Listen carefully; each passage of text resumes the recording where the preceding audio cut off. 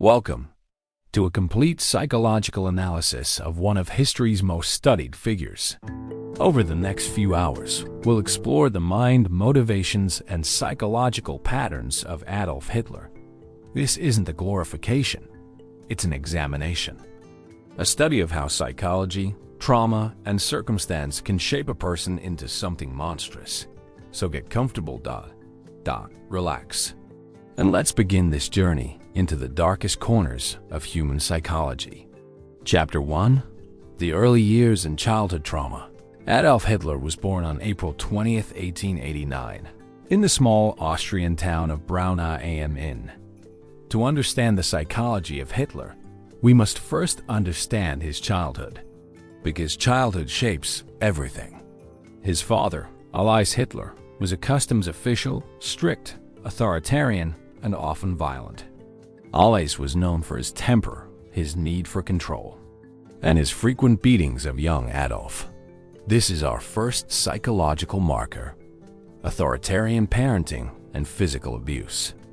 Research in developmental psychology shows us that children raised under harsh, authoritarian conditions often develop one of two responses.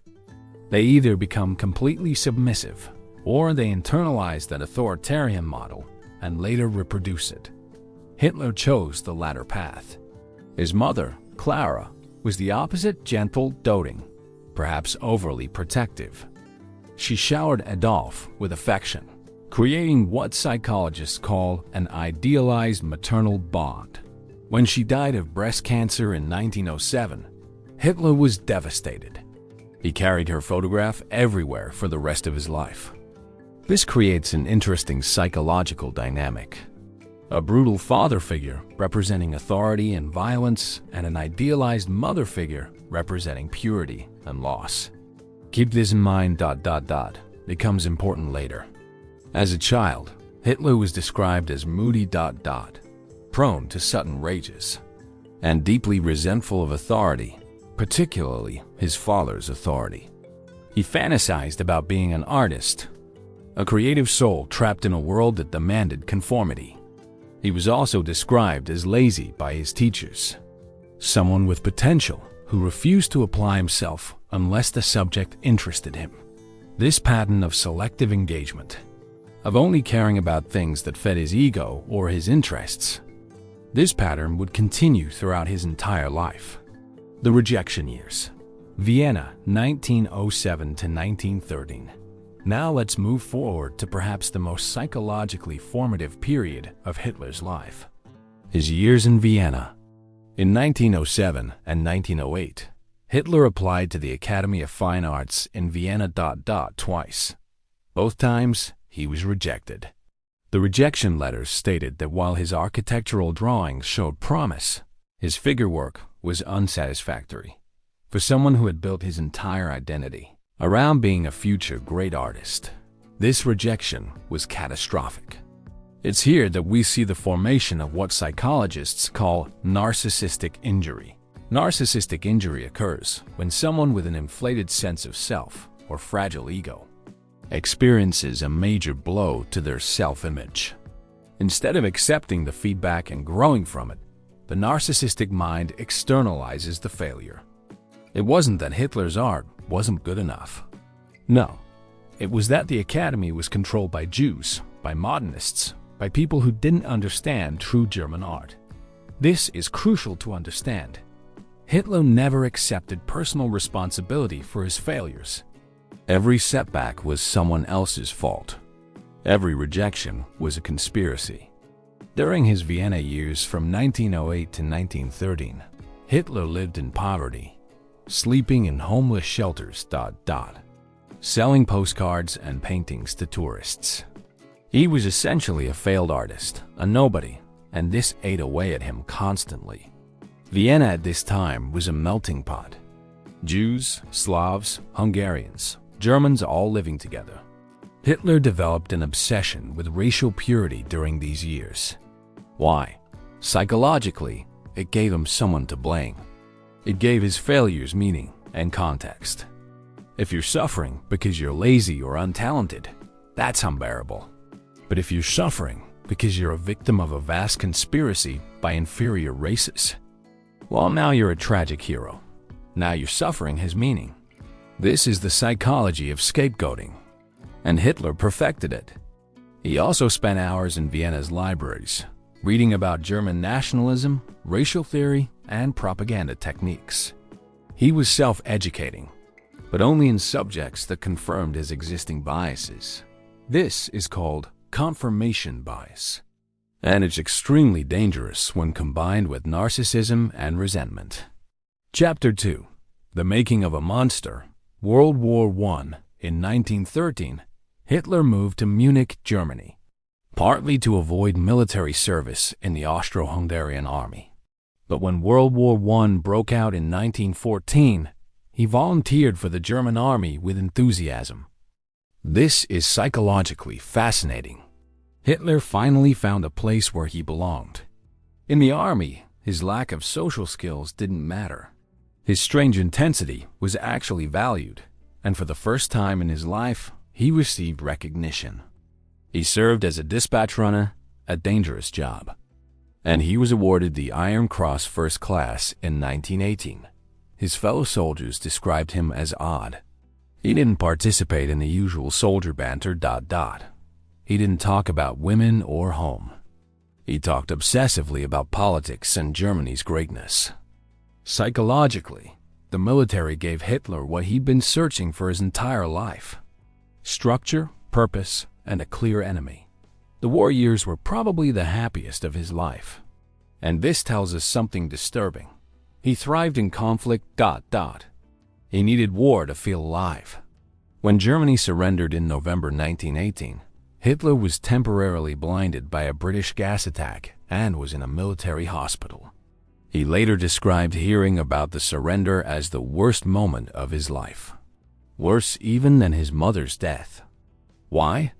Because his entire identity had become wrapped up in German victory. He couldn't accept that Germany had simply been outmatched ... No, there had to be a betrayal. The stab in the back myth ... The idea that Germany was betrayed by Jews, communists, and weak politicians. This became Hitler's core belief.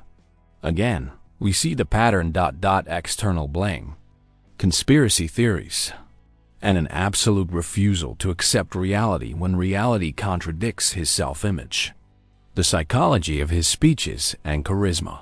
Let's pause here and discuss something crucial. How did this failed artist, this nobody, manage to captivate millions? Hitler's speaking style was unique. He would start slowly, almost hesitantly, building gradually, then erupting into passionate, almost hysterical intensity. He studied the psychology of crowds extensively. He understood that people in large groups think emotionally, not rationally. He used repetition, simple phrases repeated over and over until they became embedded in the listener's mind. He used scapegoating, always providing a clear enemy for people's frustrations.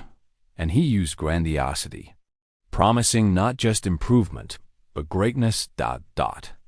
Not just recovery, but destiny. From a psychological perspective, Hitler understood something fundamental about human nature. People want to feel special. They want to believe they're part of something bigger than themselves. And they want simple explanations for complex problems. He also understood the power of spectacle ... The massive rallies, the torchlight parades, the symbols and uniforms. All of this created a sense of awe and belonging that bypassed rational thought entirely.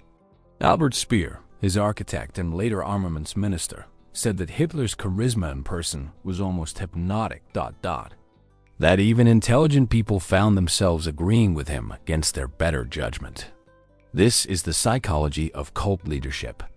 And Hitler employed every technique perfectly. Chapter 3. The Psychology of Power. When Hitler became chancellor in 1933, we see his psychology shift. Now that he had power, new patterns emerged. First, his paranoia intensified. He trusted almost no one. He set up competing power structures within the Nazi Party so that no one could challenge him. This is classic authoritarian psychology. The need for absolute control born from deep insecurity. Second, his work habits became increasingly erratic. He would stay up until dawn, sleep until noon, watch movies in the afternoon. He avoided paperwork and formal structures. He preferred giving verbal orders, often contradictory ones, to different subordinates, which created chaos but also meant that only he understood the full picture. This wasn't laziness. It was a control mechanism. By keeping things chaotic and ambiguous, he ensured that everyone depended on him for clarity and direction. Third, his decision-making became more intuitive and less rational over time. He increasingly trusted his instincts over expert advice. Psychologically, this is what happens when early successes reinforce someone's narcissism. They begin to believe they're infallible. His early gambles, remilitarizing the Rhineland, annexing Austria, taking Czechoslovakia, all succeeded despite his general's warnings. Each success made him more confident. More certain that he was a genius who couldn't fail. This is extremely dangerous psychology, because eventually reality catches up. And when it did, during the Russian campaign, Hitler couldn't accept it. He blamed his generals. He blamed the weather. He blamed everyone except himself. The psychology of his relationships, Hitler's personal relationships, reveal even more about his psychology. He never maintained close friendships as an adult. He had followers, subordinates, admirers, but no equals. No real friends. This is characteristic of malignant narcissism. The inability to see others as full human beings, rather than extensions of oneself. His relationship with Eva Braun is particularly revealing. She was kept hidden from the public. She had to attempt suicide twice before he took her seriously, and even then, he married her only hours before their joint suicide. She was a possession, not a partner. He was obsessed with his niece, Jelly Roble, who lived with him in the late 1920s. When she died, likely by suicide, in 1931, he was reportedly devastated. But even here, the relationship was about control. He was intensely jealous. He monitored her constantly. She was trapped. This reveals another psychological pattern. Hitler could only relate to people he completely controlled. Any autonomy in others threatened him. Chapter 4. The Descent into Absolute Evil. Now we must address the most difficult question. The psychology behind the Holocaust. How does a human being order the systematic murder of millions? How does that happen psychologically? There are several psychological mechanisms at work here. First, dehumanization. Hitler genuinely didn't see Jews as fully human. He used disease metaphors constantly, calling them parasites, viruses, infections. Once you've dehumanized a group, violence against them becomes psychologically easier. They're not people anymore. They're problems to be solved. Second, ideological conviction. Hitler genuinely believed he was saving humanity. In his twisted worldview, he was the hero. He was preventing the infection of the Aryan race. This is the danger of ideology. It provides moral cover for atrocity. Third, psychological distance. Hitler never personally witnessed the mass killings. He gave orders. He signed documents, but he never saw the gas chambers or the mass graves. This distance allowed him to maintain psychological comfort while ordering horrors. Fourth, incrementalism. The Holocaust didn't start with death camps. It started with propaganda, then discrimination, then ghettos, then deportations, then murder. Each step was small enough that people could rationalize it, and by the time the full horror was revealed, the psychological barriers had been broken down step by step. This is perhaps the most terrifying lesson. That ordinary psychological mechanisms, dehumanization, ideology, distance, and incrementalism, can lead to extraordinary evil. The psychology of his final days. In his final months, trapped in his bunker under Berlin as the Soviet army closed in, Hitler's psychology became even more warped. He refused to evacuate. He lived in a fantasy world where secret weapons would still turn the tide, where non-existent armies would relieve Berlin. His generals stopped contradicting him because it was pointless. He had completely lost touch with reality. This is called psychotic grandiosity, when someone's narcissism becomes so extreme that they can no longer process reality at all. He blamed everyone. The German people had failed him, he said. They weren't worthy of him. This is the final narcissistic twist. Even in total defeat, it wasn't his fault. On April 30th, 1945, he dictated his final testament. And even here, in his last words, he blamed the Jews for the war. He took no responsibility. He learned nothing. Then he shot himself, with Eva Braun by his side, and their bodies were burned in a shell crater above the bunker. Chapter 5. Psychological Analysis and Patterns. Now let's step back and analyze the overall psychological profile we've built. Narcissistic personality disorder traits. Grandiose sense of self-importance.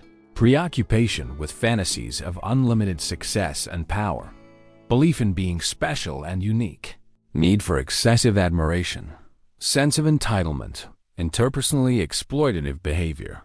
Lack of empathy. Envious of others or believes others are envious of him. Arrogant behaviors and attitudes. Hitler checks every single box. Paranoid traits. Suspicion and distrust of others. Belief in hidden meanings and conspiracies. Persistent grudges. Perception of attacks on his character that aren't apparent to others. Angry and hostile reactions to perceived slights. Again, perfect match. Antisocial traits. Disregard for right and wrong. Persistent lying and deceit, manipulation of others for personal gain. Lack of remorse about harming others. Unnecessary risk-taking or dangerous behavior. Consistent irresponsibility. Absolutely present. When you combine these three, narcissistic, paranoid, and antisocial traits, you get what psychologists call the dark triad, or, in extreme cases like this, malignant narcissism. The role of trauma and circumstance. Now, an important question. Was Hitler born evil, or was he made evil? The psychological evidence suggests both nature and nurture played roles. He likely had some genetic predisposition toward narcissism and perhaps other personality disorders, but his environment shaped how these manifested.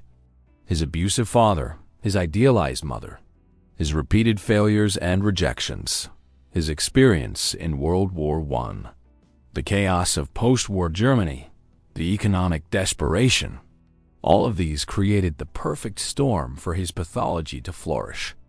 In a different time or place, Hitler might have remained a bitter, failed artist, unpleasant but harmless.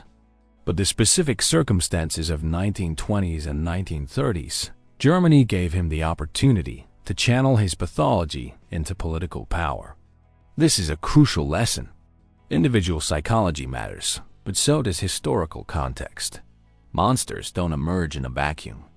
They emerge when disturbed individuals meet vulnerable societies. Chapter 6. The psychology of his followers. We can't understand Hitler's psychology without understanding why people followed him. What makes ordinary people follow a monster? Several psychological factors were at play. Economic desperation. When people are desperate, they become psychologically vulnerable to extremism. They're willing to believe simple solutions to complex problems. They're willing to scapegoat outsiders. They're willing to sacrifice freedom for the promise of security. National humiliation. Germany after World War I felt humiliated. The Versailles Treaty was harsh. Reparations were crushing. National pride was shattered. Hitler offered a narrative where Germany wasn't defeated. It was betrayed. He offered redemption and revenge, conformity and obedience. Once Hitler was in power, psychological mechanisms of conformity kicked in. The Asch conformity experiments showed that people will deny obvious truths if the group around them does. The Milgram obedience experiments showed that people will commit terrible acts if an authority figure orders them to. Moral disengagement. People use psychological mechanisms to avoid feeling guilty. I was just following orders. I didn't know what was happening. Others were doing worse things. They weren't really human anyway. These are all examples of moral disengagement. Psychological tricks we use to maintain a positive self-image while doing terrible things. The power of propaganda. Goebbels, Hitler's propaganda minister, understood psychology deeply. He used repetition, emotion, spectacle, and lies to shape public perception.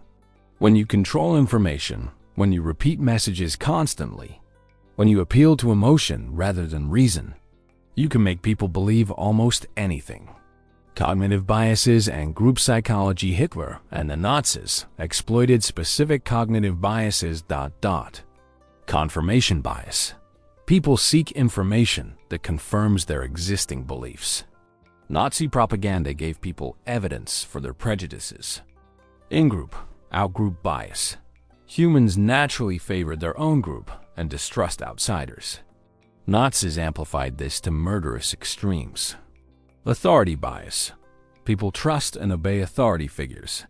Once Hitler was in power, this bias worked in his favor. Availability heuristic. People judge the likelihood of events by how easily examples come to mind. Constant propaganda about Jewish conspiracies made these seem more real and common than they were. Bandwagon effect. People do things because others are doing them. As Nazism became popular, more people joined simply because it was popular. Understanding these psychological mechanisms doesn't excuse the followers, but it helps us understand how ordinary people can participate in extraordinary evil. Chapter 7. Warning Signs and Modern Relevance. Let's discuss the warning signs. The psychological patterns we should watch for. Cult of personality. When a leader is portrayed as infallible, when criticism is treated as betrayal, when the leader's personal qualities matter more than their policies. These are danger signs. Dehumanization of groups. When rhetoric consistently portrays certain groups as less than human, as dangerous ... as inherently criminal or diseased. This is the first step toward atrocity. Rejection of objective reality. When a leader consistently denies obvious facts. When they claim only they can tell truth from lies ... When they attack all sources of independent information. This is extremely dangerous. Glorification of violence. When violence is celebrated. When strength is valued over compassion. When cruelty is seen as necessary or even virtuous. This indicates dangerous psychology. Conspiracy thinking. When every problem is explained by hidden conspiracies. When complex issues are reduced to simple battles between good and evil. When evidence against these conspiracies only proves how deep they go.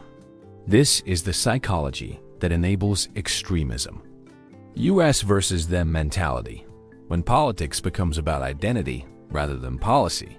When the other side isn't just wrong, but evil ... When compromise is seen as betrayal ... These are warning signs. The psychology that enabled Hitler isn't unique to 1930s Germany. These same psychological patterns exist in humans everywhere, always. The mechanisms that allowed his rise.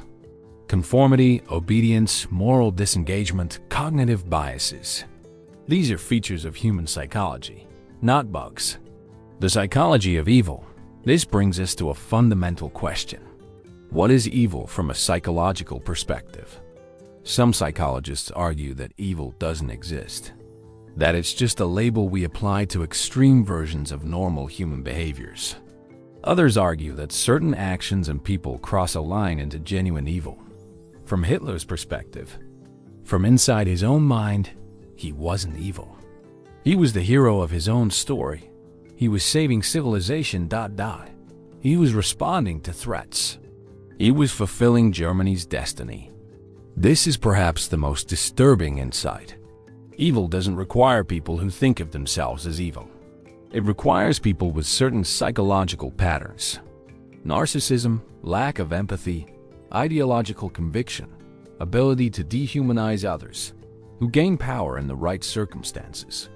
Hannah Arendt coined the phrase, the banality of evil, after observing Adolf Eichmann's trial, one of the main organizers of the Holocaust. She expected a monster. She found a bureaucrat, a man concerned with efficiency and following rules. A man who seemed disturbingly ordinary. This is the terrifying truth. The psychology of evil is often banal, ordinary, recognizably human. We want to believe that someone like Hitler was fundamentally different from us, incomprehensibly monstrous, because that's comforting. But the truth is more disturbing. The psychological mechanisms that drove Hitler exist in diminished form in all of us. The capacity for dehumanization, for ideological thinking, for following authority, for moral disengagement. These are human traits. What made Hitler different was the extreme degree of these traits, the lack of countervailing empathy or conscience, and the historical circumstances that gave him power. Chapter 8. Psychohistorical Context. Let's zoom out and look at the broader psychohistorical context. The period between World War I and World War II was psychologically unique. Millions had died in the trenches. Empires had collapsed. Old certainties were shattered. Economies were in chaos. New ideologies. Communism, fascism, were competing for hearts and minds. In this context of psychological instability and fear, people became vulnerable to extremism. They were looking for strong leaders. Simple answers. Scapegoats for their suffering. This wasn't unique to Germany.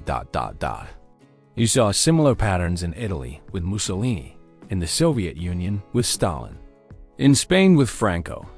The psychology of the era created multiple openings for authoritarian personalities to seize power. Germany's specific circumstances, the harshness of the Versailles Treaty, the hyperinflation of the early 1920s, the Great Depression's impact, created particularly fertile ground. Hitler's psychology fit the moment perfectly. His paranoia matched the national sense of being threatened and humiliated. His grandiosity offered an escape from shame into pride. His need for enemies and his provision of scapegoats gave people explanations for their suffering. The psychology of propaganda. We need to spend more time on Nazi propaganda, because understanding its psychological techniques is crucial. The big lie technique. Hitler wrote in Mein Kampf that people are more likely to believe a big lie than a small one, because they themselves tell small lies but would be ashamed to tell big ones. So they assume others are the same. Therefore, a lie so enormous, so audacious, is more believable than a small lie. Repetition. The same messages repeated constantly, in newspapers, radio, posters, speeches, until they become part of how people think. Psychological research shows that repeated exposure increases belief, regardless of truth. Emotional appeals. Nazi propaganda always appealed to emotion rather than reason, fear, anger, pride, hope. These bypass critical thinking. Simplification.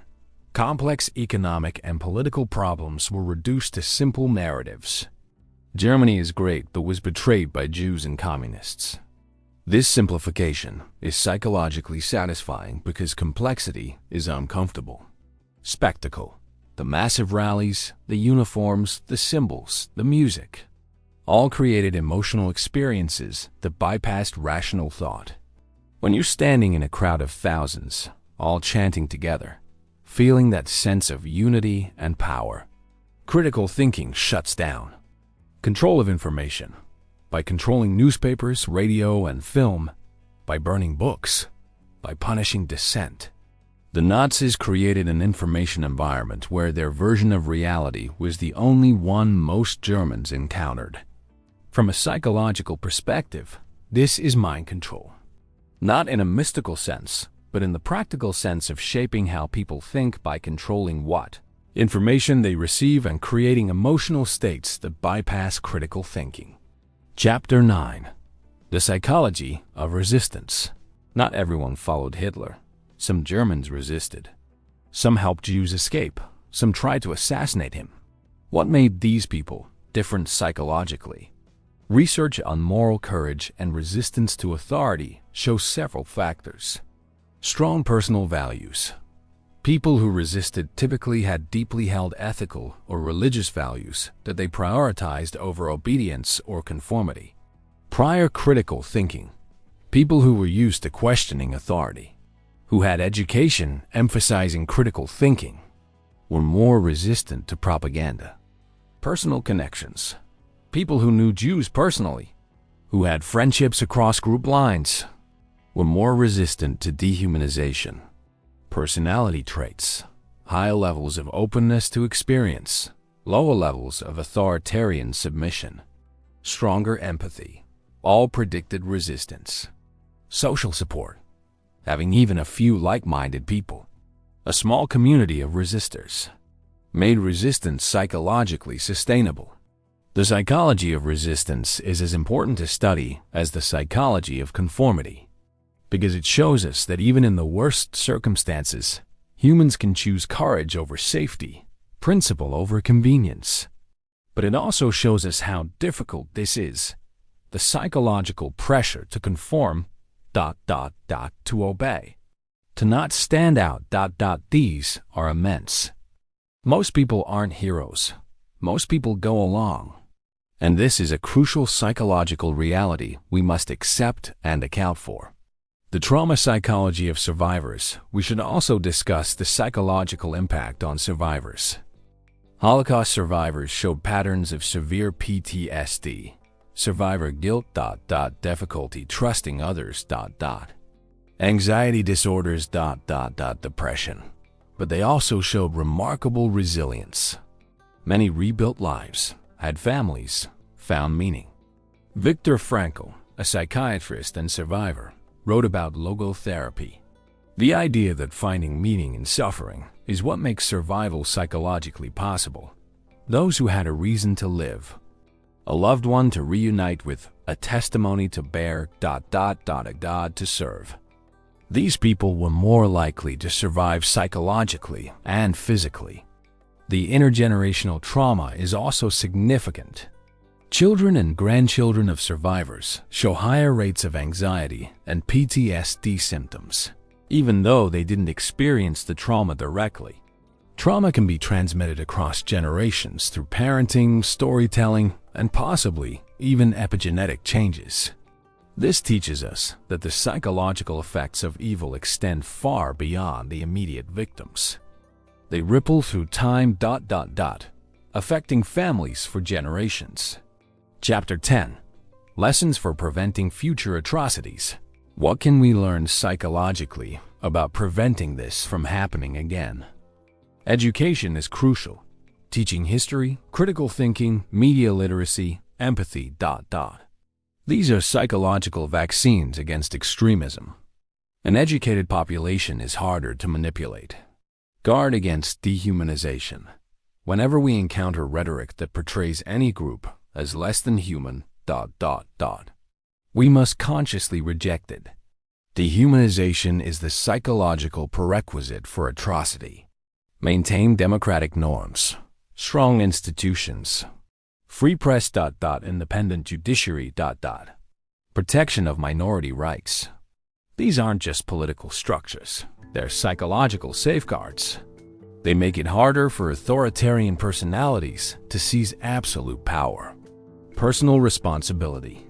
We cannot outsource our moral thinking to authorities or majorities. Each person must maintain their capacity for independent moral judgment. Empathy, development. The more we can see others as fully human, the more we can imagine their suffering. The harder it becomes to harm them. Empathy is a muscle that must be exercised. Awareness of cognitive biases, knowing about confirmation bias, authority bias, in-group, out-group thinking. This awareness doesn't eliminate these biases, but makes us better at catching ourselves. Speaking up early. When we see the early signs, the dehumanizing rhetoric, the attacks on truth, the glorification of violence, we must speak up. Waiting until it's obvious is too late. The uniqueness versus universality debate. There's a psychological debate about whether the Holocaust was unique or part of a broader pattern of human violence.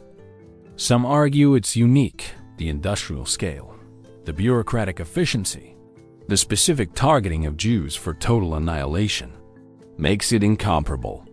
Others argue that while the Holocaust was extreme, the psychological mechanisms behind it, dehumanization, obedience, conformity, moral disengagement, are universal and have appeared in other genocides. From a psychological perspective, both are true. The specific historical circumstances and scale were unique, but the underlying psychological patterns are human universals. We see similar patterns in the Armenian genocide, in Stalin's purges, in Mao's Cultural Revolution, in Rwanda, in Cambodia under the Khmer Rouge. The details differ, but the psychology, US versus them, dehumanization, ideological conviction, conformity, obedience. These appear again and again. This suggests that preventing genocide requires understanding and guarding against these universal psychological patterns, not just studying Hitler as a unique monster. Chapter 11. The danger of heroic narratives. There's a psychological danger in how we tell the story of World War II. We often frame it as a simple story of good versus evil. The Allies were heroes who defeated the evil Nazis. This is psychologically satisfying but dangerous. Why dangerous? Because it lets us off the hook psychologically. If the Nazis were uniquely evil monsters, then we don't have to worry about ourselves. We're not like that. It couldn't happen here. But the uncomfortable truth is that the Germans weren't monsters. They were humans, operating under specific psychological and historical pressures. And those same pressures, those same psychological mechanisms, exist everywhere. The heroic narrative also obscures the moral complexity. The Allies bombed civilian cities. Stalin was an ally despite being a mass murderer himself. Countries turned away Jewish refugees. Resistance was rare. A more psychologically honest narrative acknowledges the capacity for both good and evil in all humans. In all societies. It makes us vigilant rather than complacent. Hitler's self-perception. Let's return to Hitler's own psychology. How did he see himself? Based on his writings, speeches, and secondhand accounts, Hitler saw himself as a visionary, someone who could see the future course of history and had the will to shape it. A victim turned hero, someone who had suffered but transformed that suffering into strength and purpose. Germany's savior, the one man who could restore German greatness and save the German people. A historical figure of destiny, someone comparable to the greatest figures in history, whose actions would echo through the ages. A reluctant but necessary evildoer, he often framed his cruelty as tragic necessity, that he had to be hard because the stakes were so high. None of this included self-awareness about being evil, about being wrong. To the end, he believed in his mission, his greatness, his righteousness. This is the terrifying thing about certain personality types, the complete lack of self-doubt, the inability to question one's own fundamental assumptions, the absolute certainty even in the face of total failure. Healthy psychology includes doubt, self-questioning, the ability to admit mistakes. Hitler had none of this. His psychology was all certainty, all grandiosity, all external blame. Chapter 12. The Psychology of Obedience. We must examine the psychology of obedience more deeply. because this is how Hitler's will became the death of millions. Stanley Milgram's obedience experiments in the 1960s were directly inspired by the Holocaust. He wanted to understand how ordinary people could participate in atrocities. In his experiments, participants were told to administer electric shocks to another person, actually an actor, whenever they answered a question wrong. The shocks increased in intensity, and the actor would scream in pain, beg to stop, and eventually fall silent. Despite this, about 65% of participants continued to the maximum shock level, simply because an authority figure in a lab coat told them to continue. The psychological mechanisms at work. Incremental commitment. The shock started small and increased gradually, making each step seem like a small escalation. Authority, legitimacy. The experimenter was a scientist at a prestigious university, giving him psychological authority. Responsibility diffusion. Participants felt the experimenter was responsible, not them. Social pressure. The formal situation and the experimenter's presence created pressure to continue. These same mechanisms operated in Nazi Germany on a massive scale. Regular people. Bureaucrats, train conductors, guards. Participated in genocide through incremental steps, authority pressure, and diffused responsibility. This isn't to excuse them, but to understand the psychology. Evil doesn't require evil people. It requires normal people and systems that direct their obedience toward evil ends. The Stanford Prison Experiment. Another relevant psychological study is Zimbardo's Stanford Prison Experiment, where college students were randomly assigned to be guards or prisoners in a mock prison. Within days, the guards became cruel and the prisoners became passive. The experiment had to be stopped early because it became psychologically harmful. What this shows is how quickly people adopt roles, how situational factors can override individual personality, how power corrupts rapidly when there are no checks on it. In Nazi Germany, we saw this on a society-wide scale. People adopted roles: guard, bureaucrat, informer. And these roles came with expectations and behaviors that quickly normalized atrocity. The psychological lesson is humbling. We like to think we'd be the good person in such situations, but statistically, most of us would conform, obey, and participate. This isn't pessimism, it's realism about human psychology. Chapter 13. The Psychology of Bystanders. Beyond perpetrators and victims, there were bystanders, people who neither participated directly nor resisted. And their psychology is crucial to understand. Why do people stand by while evil happens? Diffusion of responsibility. When many people are present, each individual feels less personal responsibility to act. Someone else will do something. Pluralistic ignorance. People look to others for cues about how to behave. If everyone else seems calm or passive, we assume the situation is normal or that action isn't needed. Fear. Speaking up or helping could bring danger to oneself. This is rational self-preservation, but enables evil to continue. Incrementalism. Each day's new outrage is only slightly worse than yesterday's, making it hard to identify when to act. Psychological distance.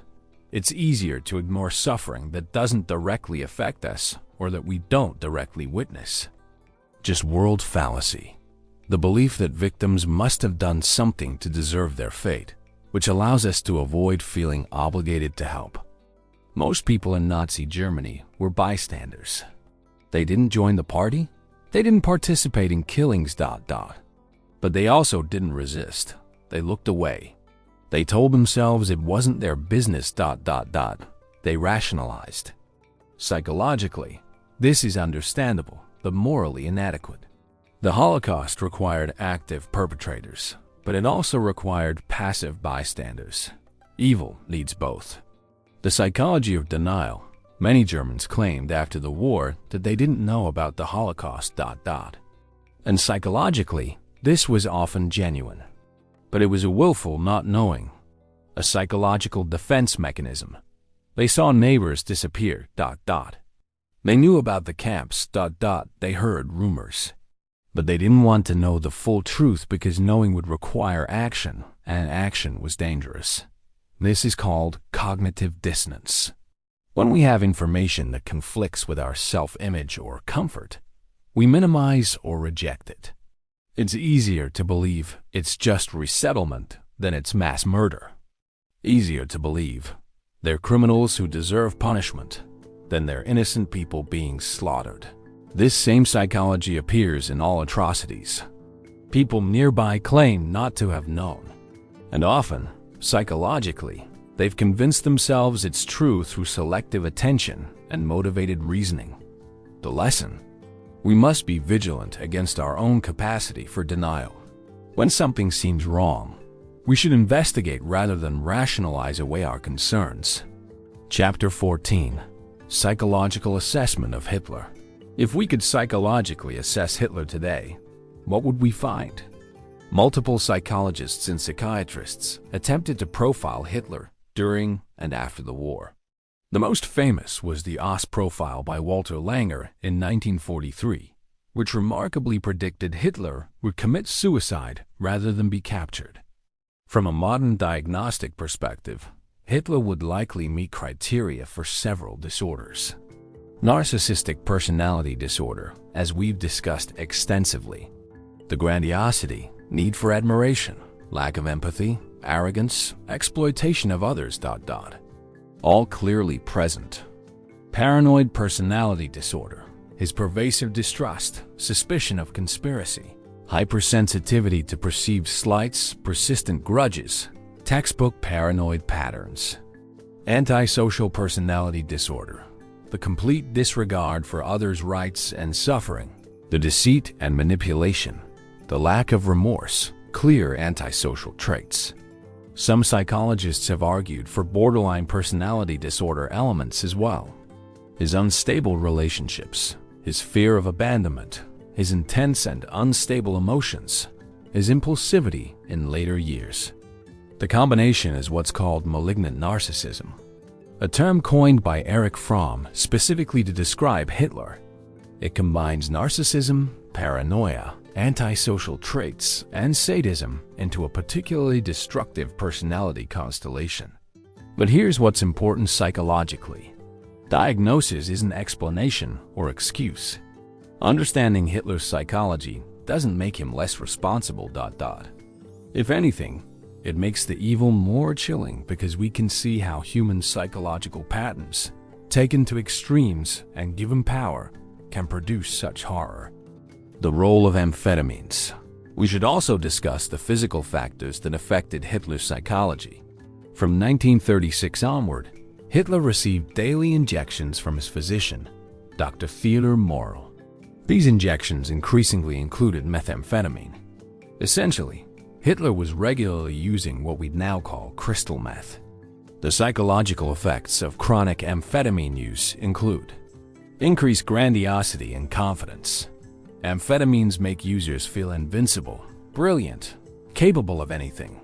For someone already narcissistic, this amplifies the grandiosity to delusional levels. Paranoia. Chronic meth use causes paranoia. Seeing threats everywhere, believing in conspiracies. This would have amplified Hitler's already paranoid tendencies. Poor decision-making. Stimulants impair judgment while making the user feel more certain they're right. This is a catastrophic combination for someone leading a country. Emotional volatility. The mood swings. The rages. That Hitler became famous for in his later years may have been partially drug-induced. Physical deterioration. By 1945, Hitler was trembling, stooped, and appeared far older than his 56 years. This was likely due to both stress and drug effects. This doesn't excuse anything, but it does help explain why Hitler's decision-making became increasingly erratic in the war's later years. His psychology was being chemically altered in ways that made his worst traits even worse. Chapter 15. The Psychology of Totalitarianism. Let's examine the broader psychological system Hitler created. Totalitarianism. Totalitarian systems have specific psychological characteristics. Ideology over reality. The ideology becomes more important than observable facts. If reality contradicts the ideology, reality must be wrong. Cult of personality. The leader becomes semi-divine, infallible. The embodiment of the nation or movement. Enemy obsession. There must always be enemies. Internal and external, to justify the system and unite the people. Control of information. All media, education, and public discourse must reinforce the ideology. Atomization. Traditional social bonds. Family, religion, community, are weakened. The individual's primary relationship becomes with the state and leader. Constant mobilization. Society is always in crisis, always at war. Always needing sacrifice and vigilance. Psychologically, totalitarianism is appealing to certain personality types. Those who crave certainty, who fear freedom's responsibility, who want clear enemies and simple truths, who desire belonging to something powerful. Hannah Arendt argued that totalitarianism appeals to lonely, alienated people, those who've lost traditional social connections and are seeking new forms of belonging. The totalitarian movement provides identity, purpose, and community at the cost of freedom and morality. Hitler's Germany perfected this system. The propaganda, the rallies, the symbols, the constant appeals to unity and sacrifice, the identification of enemies. All of this created a totalitarian psychology that trapped millions of people in a collective delusion. The psychology of the true believer. Erich Hoffer wrote about the true believer. The psychology of people who join mass movements. True believers share certain psychological characteristics. Frustration with their present life. They're dissatisfied, feel they failed or been treated unfairly. Desire for change. They want dramatic transformation, not incremental improvement. Willingness to sacrifice individuality. They're ready to submerge themselves in the movement. Need for certainty. They're uncomfortable with ambiguity and want absolute truths. Desire for belonging. They want to be part of something bigger than themselves. Hitler understood this psychology intuitively. His movement offered frustrated Germans exactly what they craved. An explanation for their suffering, a path to redemption, a community to belong to, enemies to hate, and a glorious future to believe in. The psychology of true believers is still relevant today. Mass movements, whether political, religious, or ideological, attract similar personality types and use similar psychological techniques. Understanding this psychology doesn't mean condemning everyone who joins movements, but it does mean recognizing the psychological vulnerabilities that movements exploit. Chapter 16. The Psychology of Genocide. We must examine the specific psychology of genocide. How do societies move from discrimination to mass murder? Psychologist Irvin Staub identified stages in the psychology of genocide. Difficult life conditions, economic crisis, political instability, rapid change. These create psychological insecurity and fear. Scapegoating. A group is blamed for these difficulties. They become the source of all problems. Dehumanization. The scapegoated group is portrayed as less than human, as dangerous, as deserving of punishment. Moral exclusion. The scapegoated group is removed from the circle of those who deserve moral consideration. Progression of harm.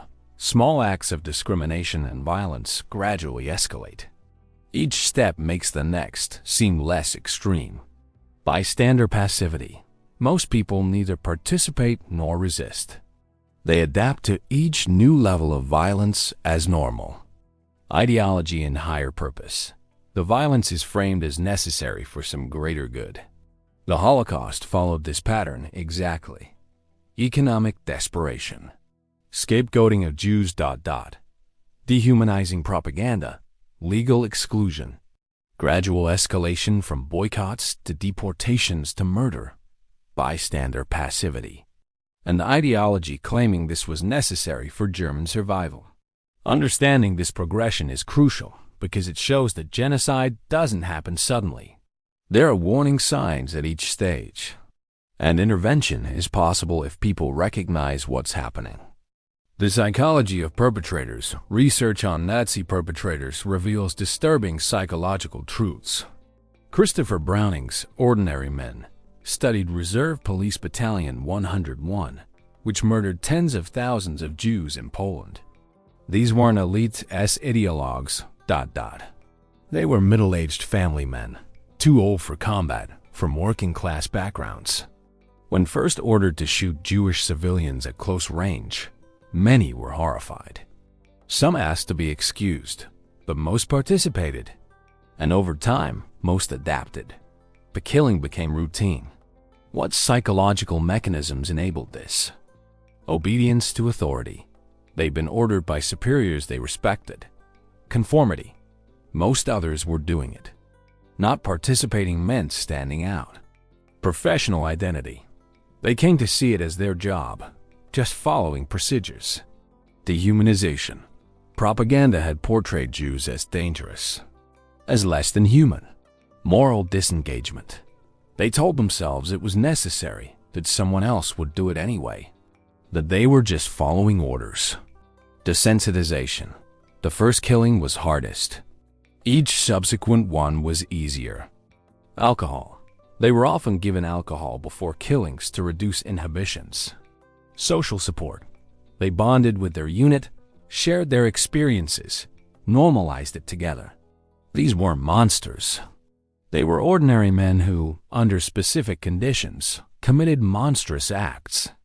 This is the most disturbing lesson. That the psychology enabling genocide exists in ordinary people. Chapter 17. The question of conscience. Did Hitler have a conscience? Did the perpetrators? From a psychological perspective, conscience is the internalized sense of right and wrong, the capacity to feel guilt or remorse when we violate moral norms. Hitler showed no evidence of genuine conscience. He never expressed remorse, never questioned whether his actions were wrong, never showed empathy for his victims. This is characteristic of severe antisocial personality disorder, sometimes called psychopathy, when combined with certain other traits. The capacity for conscience seems absent or severely impaired. But many lower-level perpetrators did show signs of conscience. They had nightmares. They drank heavily to cope. They sought excuses and justifications. This suggests their consciences weren't absent. They were suppressed through the psychological mechanisms we've discussed. This distinction is important. Pure psychopaths are rare, maybe 1% of the population. But ordinary people with functioning consciences can be led to commit terrible acts through obedience, conformity, ideology, and moral disengagement. The conscience is still there, but it's been overridden or redirected. People convince themselves that what they're doing is right, necessary, or unavoidable. The psychology of denial and rationalization after the war. Many perpetrators claimed they didn't know it was wrong. They were just following orders. They had no choice. Psychologically, this is partially genuine. Humans are masters of rationalization. We can convince ourselves that what we want to do, or what we're afraid not to do, is actually the right thing. The psychological process works like this. Cognitive dissonance. We experience discomfort when our actions conflict with our self-image as good people. Resolution through rationalization. Instead of changing our actions, we change our beliefs to justify the actions. Selective attention. We focus on information that supports our rationalization and ignore information that contradicts it. Social validation. We seek out others who share our rationalization, creating echo chambers. Commitment escalation. Once we've committed to a course of action, we invest in justifying it rather than admitting we were wrong. Many Nazis genuinely convinced themselves that what they were doing was right, Necessary. Defensive. The psychological ability to rationalize atrocity is nearly unlimited. This is why external accountability is crucial. We cannot rely on people's internal moral sense alone, because that sense can be rationalized away. Laws, institutions, and social norms must provide external constraints. Chapter 18. The Psychology of Trauma and Recovery. For survivors and their descendants, the psychological impact has been profound and lasting. Post-traumatic stress disorder. Survivors showed all the classic symptoms: intrusive memories, nightmares, hypervigilance, emotional numbness, avoidance of reminders. Survivor guilt.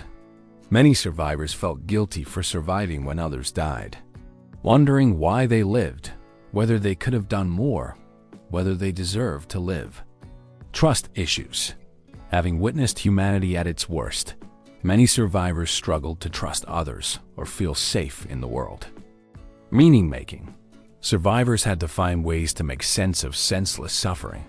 Through religion, philosophy, testimony, activism, or creating new families and lives. Resilience. Despite everything, many survivors showed remarkable psychological resilience.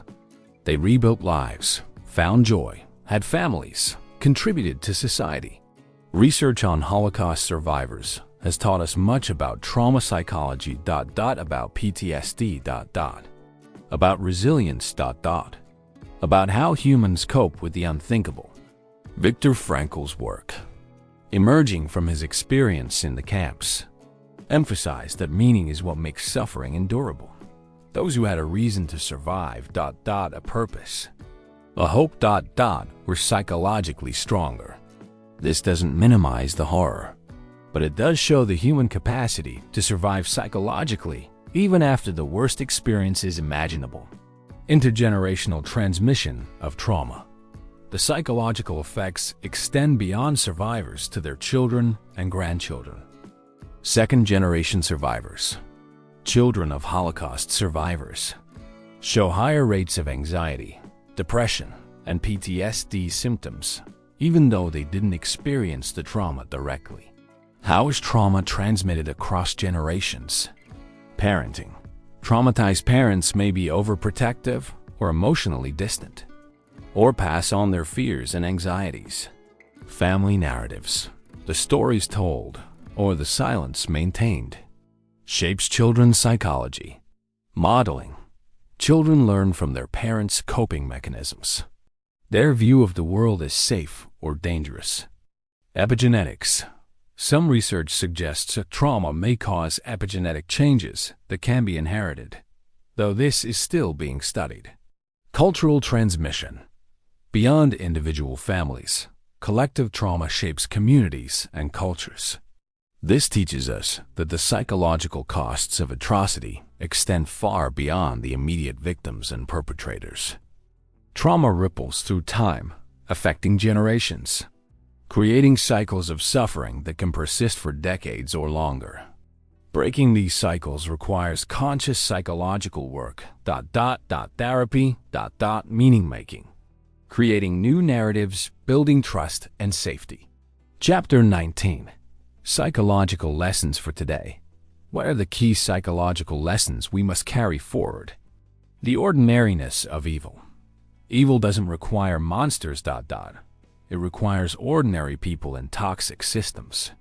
We must guard against the systems, not just the individuals. The power of propaganda, control of information. Repetition, emotional manipulation. These can shape mass psychology in dangerous ways. Media literacy and critical thinking are essential. The importance of institutions.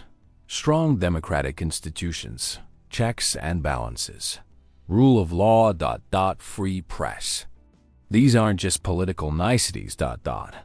They're psychological safeguards against tyranny. The danger of dehumanization. Any rhetoric that portrays groups as less than human must be opposed immediately and forcefully. The need for individual moral courage. We cannot outsource our moral thinking to authorities or majorities. Each person must maintain their capacity for independent judgment. The reality of conformity pressure. Knowing about conformity bias doesn't eliminate it, but awareness helps us resist. The psychological appeal of authoritarianism. For some people, especially in times of instability, authoritarian leadership is psychologically appealing. We must understand this appeal to counter it. The long shadow of trauma. Atrocities create psychological damage that lasts for generations. Prevention is far better than trying to heal afterward. The psychology of hope. Despite everything we've discussed, the darkness of Hitler's psychology, the horror of the Holocaust, the disturbing truths about human nature, there is also hope. Why? Because understanding psychology gives us power. When we understand how propaganda works, we can resist it. When we understand conformity and obedience, we can consciously choose to resist these pressures. When we understand dehumanization, we can recognize and reject it. When we understand the warning signs of tyranny, we can act early. When we understand trauma, we can work to heal it.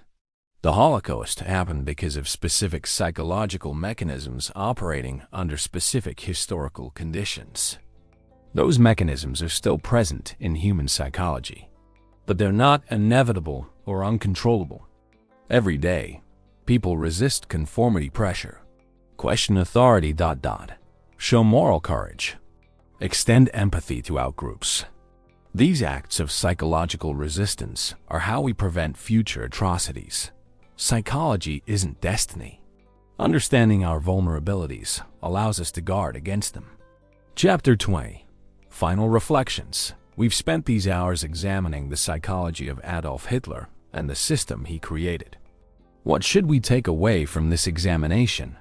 Hitler was human, not a demon or supernatural evil, but a human being with a specific psychology shaped by genetics, environment, and choices. This is more disturbing than the monster narrative, because it means such evil is humanly possible. Psychology matters. Individual psychology. Hitler's pathology mattered immensely, but so did mass psychology. How millions responded to him. Systems matter. Hitler's psychology couldn't have caused such destruction without the systems.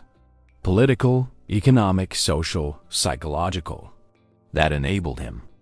We are all vulnerable. The psychological mechanisms that enabled the Holocaust, obedience, conformity, moral disengagement, dehumanization, exist in all of us to varying degrees. Vigilance is necessary. We cannot assume it can't happen again. The same psychology exists. Only our vigilance and our institutions stand between us and similar horrors. Hope is justified. Understanding psychology gives us tools to resist. Humans have shown remarkable moral courage throughout history. The psychology that enables evil is matched by psychology that enables heroism. As we conclude this exploration, remember that studying Hitler's psychology isn't about understanding a monster. It's about understanding ourselves. The capacity for both great evil and great good exists in human psychology, which manifests depends on countless factors, individual choices, social circumstances, institutional structures, cultural values. The Holocaust teaches us that we must never become complacent about human nature. Never assume that civilization is so advanced that barbarism can't return. Never believe that we are so enlightened that we couldn't participate in atrocity. But it also teaches us that resistance is possible. That some people do stand up, that conscience can overcome conformity. That human decency persists even in the darkest times. The psychology of Hitler shows us the depths to which human psychology can sink. But the psychology of resistors and survivors shows us the heights to which it can rise. We study this not to wallow in darkness, but to ensure we never repeat it. Knowledge of psychology is power. Power to recognize danger signs, power to resist manipulation, power to choose conscience over conformity. The past cannot be changed, but the future is unwritten. Armed with psychological understanding, with awareness of our vulnerabilities and our strengths, we can work to ensure that the horrors of the Holocaust remain in the past, that humanity learns from its darkest chapter, and that we build systems and cultures that bring out the best in human psychology rather than the worst. This has been our deep examination of the psychology of Adolf Hitler. Thank you for spending these hours in exploration and learning. Remember these lessons. Share them. Use them to guard against darkness and to build toward light.